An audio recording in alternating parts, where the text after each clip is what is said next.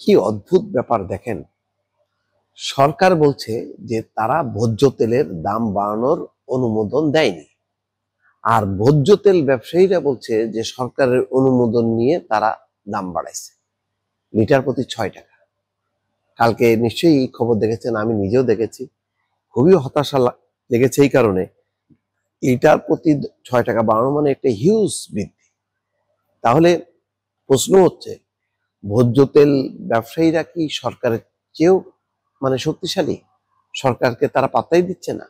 আজকে বাণিজ্য উপদেষ্টার কথায় বোঝা গেল যে এই যে দাম বৃদ্ধি করে ভোজ্য তেল ব্যবসায়ীরা বিজ্ঞপ্তি দিল, এতে সরকারের কোনো অনুমোদন নেই, কিন্তু তারা কিন্তু ঘটনা ঘটায় দিল। ভোজ্য তেলের দাম নিয়ে বাণিজ্য মন্ত্রণালয়ের সঙ্গে ব্যবসায়ীদের একাধিক বৈঠক হলেও দাম বৃদ্ধির কোনো অনুমোদন দেওয়া হয়নি বলে জানিয়েছেন বাণিজ্য উপদেষ্টা শেখ বশির উদ্দিন।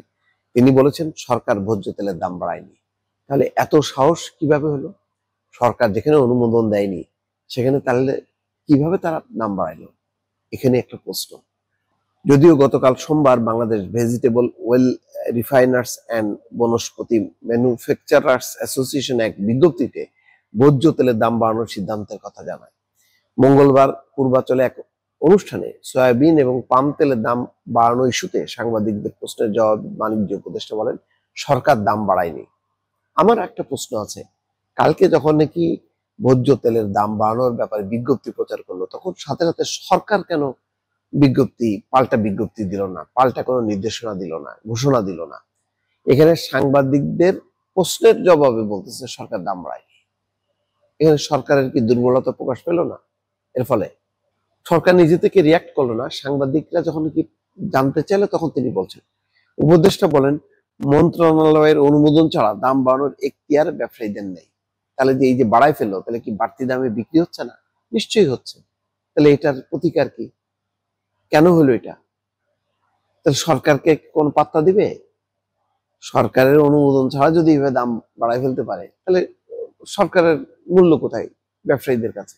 বা ভবিষ্যতে আর এই মিটিং করে লাভ কি? এ সময় ব্যবসায়ীদের প্রতি হুঁশিয়ারি দিয়ে তিনি বলেন যদি ভোজ্য তেলের দামের তারতম্য ঘটে তবে সরকার প্রয়োজনীয় সক্ষমতা ব্যবহার করবে। কি করবে সেটা পরিষ্কার করতে হবে। ভোজ্য তেল ব্যবসায়ী সমিতির বিজ্ঞপ্তিতে বলা হয় বোতলজাত সয়াবিন তেলের দাম প্রতি লিটার 6 টাকা এবং খোলা সয়াবিনের দাম 3 টাকা বাড়ানোর কথা বলা হয়েছে। এর ফলে সয়াবিন তেলের লিটারের বোতল এবং প্যাকেটের দাম 189 টাকা থেকে 195 টাকায় দাঁড়ায়। 5 লিটারের বোতলের দাম 30 টাকা বেড়ে 945 টাকা করা হয়। আর খোলা সয়াবিনের দাম 174 থেকে 177 টাকা এবং পাম তেলের দাম 150 থেকে 163 টাকা বাড়ানোর কথা বলা হয়। ভোজ্য তেলের দাম নির্ধারণ নিয়ে গত আগস্টে সরকার ও ব্যবসায়ীদের মধ্যে টানাপোড়েন হয়।